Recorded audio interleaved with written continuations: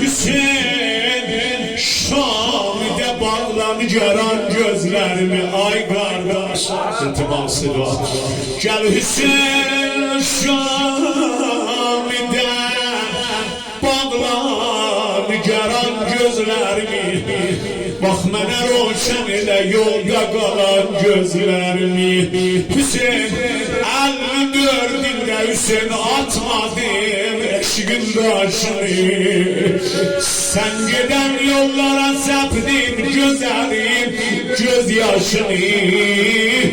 Mən kimi bacım necə səsləməz öz qardaşını, gel biz üstə bacımın al bu ağarmış başını.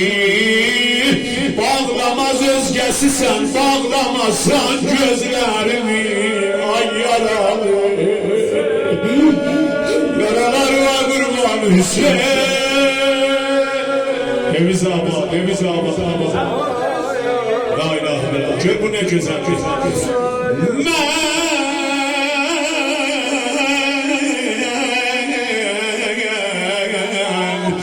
Ben Hüseyin eşkini basit hala da soymamışam. Lohidden bu mukaddes adını oymamışam. Hüseyin'i ben Yasin'i saklamışam, başına koymamışam. Andola Allah'a senden yaralı doymamışam. Koyma yollarda dahi aşmışan gözlerimi, celay gardı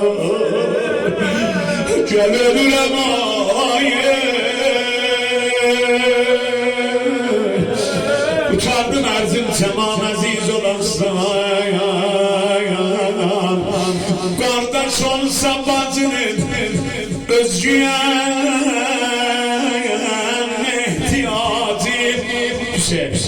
mən haman Zeynəbəm, dertlərimin yok alacı. Olmadın Kufədə bari deyəsən qorxma bacı. Çox düşür başımın şahidi məhmil ağacı.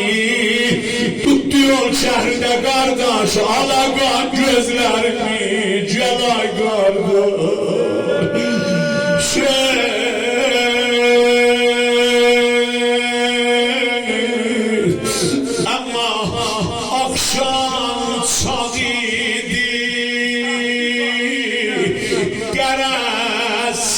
Can Zeynep'i tehire düştü Şam-ı gariban Zeynep'i alar. Ben bülbüle mezaya gelen oldu olmadı, göz yolda kaldı şoherin alan Zeynep'i. Yanar havayı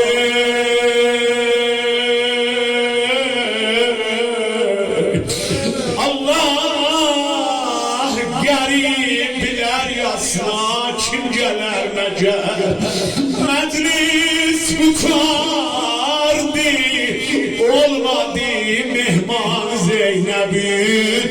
Bəzidir namazını səccadana qılıb, tapşırdı qəbrə hüccət-i Subhan Zeynep'in. Ay aman